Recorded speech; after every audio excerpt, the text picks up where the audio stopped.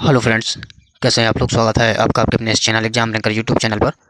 पिछले वीडियो में जैसा कि हम डिस्कस कर चुके हैं जो लेड एसिटिक बैटरी के बारे में और उसके पार्ट्स के बारे में और उसकी प्लेटों के बारे में, वेंट प्लग के बारे में।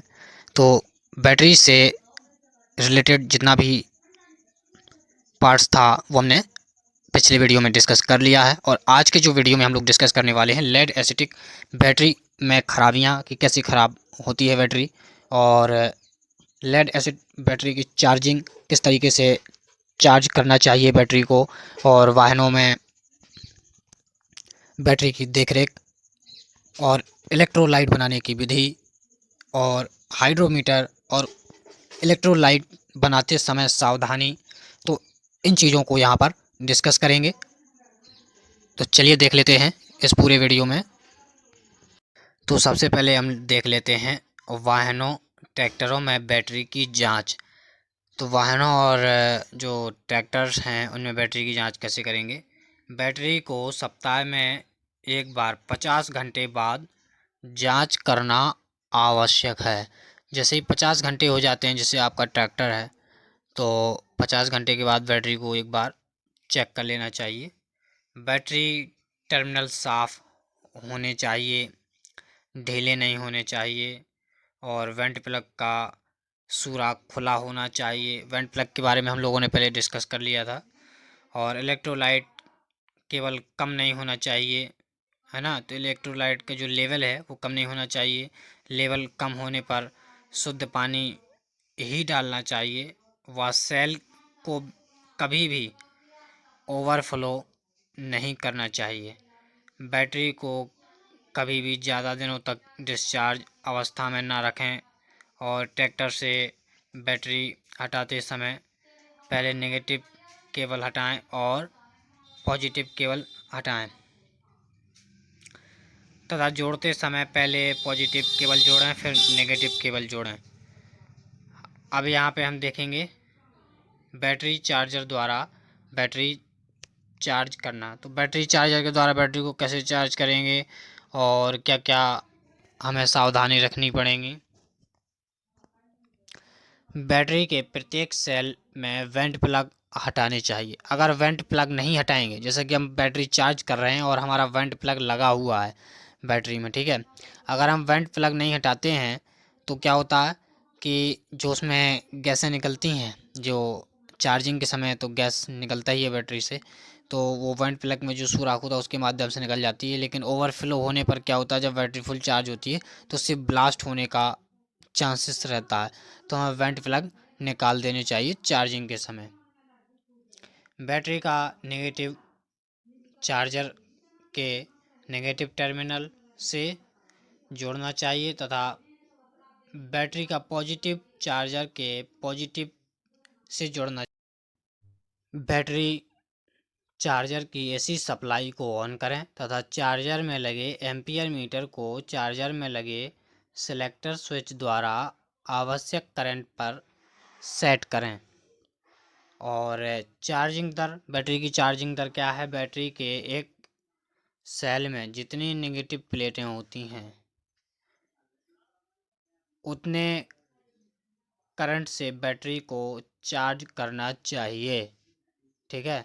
तो बैटरी में जितनी नेगेटिव प्लेटें होंगी तो उतने ही करंट से बैटरी को चार्ज करना चाहिए। बैटरी को चार्जिंग पर लगाने के पश्चात आवश्यक समय के बाद चेक करें। अब है आपका इलेक्ट्रोलाइट बनाने की विधि। इलेक्ट्रोलाइट कैसे बनाएंगे। जो किसी कांच के बर्तन या पुराने बैटरी कंटेनर में पहले 2 भाग शुद्ध पानी लेंगे, फिर उसमें 1 भाग सल्फ्यूरिक एसिड H2SO4 1.8 ग्रेविटी का धीरे धीरे डालेंगे। फिर तैयार घोल को 3 से 4 घंटे ठंडा होने के लिए छोड़ देंगे। उसके पश्चात तैयार इलेक्ट्रोलाइट की स्पेसिफिक ग्रेविटी यानी विशिष्ट घनत्व हाइड्रोमीटर से मापेंगे। जो कि 1.220 होना चाहिए। अगर कम हो तो थोड़ा सल्फ्यूरिक एसिड डालेंगे, अगर ज़्यादा हो तो थोड़ा शुद्ध पानी डालेंगे। अब देखेंगे इलेक्ट्रोलाइट पर तापमान का प्रभाव। जो इलेक्ट्रोलाइट है क्या उस पर तापमान का प्रभाव पड़ता है या नहीं पड़ता है, तो इसके बारे में भी देख लेते हैं। तो यहाँ मैं आपको बता दूं कि जो इलेक्ट्रोलाइट है उस पर तापमान का प्रभाव पड़ता है। इलेक्ट्रोलाइट की स्पेसिफिक ग्रेविटी तापमान द्वारा भी प्रभावित होती है। तापमान घटने से स्पेसिफिक ग्रेविटी बढ़ती है, तापमान बढ़ने से स्पेसिफिक ग्रेविटी घटती है। ठीक है, अगर तापमान घटता है तो स्पेसिफिक ग्रेविटी बढ़ती है और तापमान बढ़ेगा तो स्पेसिफिक ग्रेविटी घटती है। जैसे 40 डिग्री सेंटीग्रेड पर घनत्व 1.250 है तो 15 डिग्री सेंटीग्रेड पर 1.250 प्लस 0.018 इक्वल्स 1.268 होगा। तो ये था आपका इलेक्ट्रोलाइट पर तापमान का प्रभाव। अब देखेंगे हाइड्रोमीटर से स्पेसिफिक ग्रेविटी कैसे चेक करेंगे।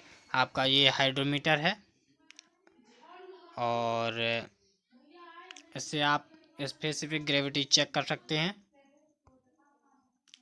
तो हाइड्रोमीटर से चेक करने पर फुल चार्ज बैटरी के प्रत्येक सेल में इलेक्ट्रोलाइट की स्पेसिफिक ग्रेविटी 1.250 से 1.28 तक होनी चाहिए। अगर 1.250 से कम हो व 1.200 से ज़्यादा हो तो बैटरी आधी चार्ज कहलाएगी। अगर स्पेसिफिक ग्रेविटी 1.200 से कम हो तो बैटरी बिल्कुल डिस्चार्ज कहलाएगी। अगर आपकी बैटरी 1.200 से बिल्कुल कम हो जाती है तो पूरी डिस्चार्ज कहलाएगी आपकी बैटरी। अब यहाँ हम देखेंगे बैटरी में होने वाली खराबियाँ। तो सबसे पहले देखेंगे सल्फेशन दोष। सल्फेशन दोष क्या है? बैटरी को ज़्यादा दिनों तक डिस्चार्ज अवस्था में छोड़ दिए जाने पर, अगर छोड़ दिया जाए तो क्या होता है, बैटरी की जो प्लेटें हैं, जो प्लेटों पर सल्फेट के बड़े बड़े क्रिस्टल जो रंग में सफ़ेद होते हैं बन जाते हैं। इन क्रिस्टलों को दोबारा चार्जिंग द्वारा सक्रिय मटेरियल में परिवर्तन करना कठिन होता है। तो ऐसी बैटरी को ज़्यादा दिनों तक पड़ी रहने दिया जाए तो ये क्रिस्टल प्लेट ग्रिड को तोड़ देते हैं, जिससे बैटरी की कैपेसिटी भी कम हो जाती है व सल्फेशन का कारण इलेक्ट्रोलाइट का अत्यधिक घनत्व भी होता है। अब सेकंड दोष देखेंगे। इसके बाद पहले ये भी देख लेते हैं कि अगर अधिक सल्फेशन नहीं है तो बैटरी की चार्जिंग दर कम रखकर दोबारा चार्ज किया जा सकता है, जिसे ट्रेकर चार्जिंग विधि कहते हैं। सल्फेशन को रोकने के लिए बैटरी की चार्ज नियमित करनी चाहिए।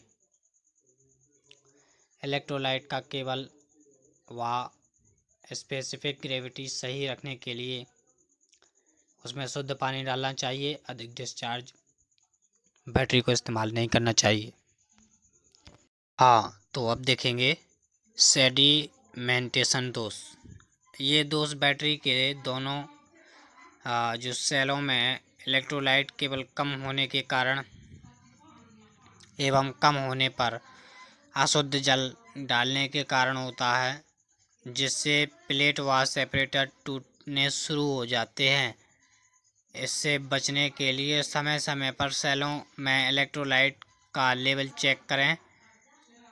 कम हो तो शुद्ध पानी ही डालना चाहिए। अब देखेंगे बकलिंग दोष। बैटरी को ज़्यादा करंट से चार्ज करने व लगातार ज़्यादा करंट लेकर डिस्चार्ज करने से होता है, जिससे प्लेटें गर्म होकर मुड़कर टूट जाती हैं। इसलिए आवश्यक करंट से ही बैटरी को चार्ज या डिस्चार्ज करना चाहिए। अब है कोरोजन दोष। ये दोष ऑक्सीकरण के कारण व बैटरी टर्मिनलों पर कनेक्शन ढीले होने के कारण होता है। इसमें बैटरी टर्मिनलों पर सफ़ेद व हरे रंग की गंदगी इकट्ठी हो जाती है, जिससे बैटरी सही चार्ज नहीं होती है। आवश्यकता पड़ने पर आवश्यक करंट भी उपलब्ध नहीं करवा सकती। इस प्रकार के दोष को दूर करने के लिए बैटरी टर्मिनलों पर गर्म पानी डालकर सूखे कपड़े से साफ करना चाहिए व टर्मिनलों पर कनेक्शन करते समय पेट्रोलियम जेली वैसलीन ही लगानी चाहिए। अब देखते हैं जो इलेक्ट्रोलाइट बनाते समय जो सावधानी है वो क्या है। इलेक्ट्रोलाइट बनाते समय शुद्ध पानी में ही सल्फ्यूरिक एसिड डालना चाहिए। अब ऐसा नहीं कि तुम सल्फ्यूरिक एसिड में पानी डाल रहे हो तो उससे क्या ब्लास्ट हो सकता है, तो हमें पानी में ही सल्फ्यूरिक एसिड डालना चाहिए। कभी भी सल्फ्यूरिक एसिड में शुद्ध पानी नहीं डालना चाहिए, अन्यथा दुर्घटना हो सकती है। तो ये था कुछ बैटरी से संबंधित दोष और खराबियाँ और बैटरी की चार्जिंग कैपेसिटी और उसकी सावधानी इलेक्ट्रोलाइट बनाने की। तो इस वीडियो में इतना ही और मिलेंगे नेक्स्ट वीडियो में। तब तक के लिए जय हिंद, धन्यवाद, टेक केयर।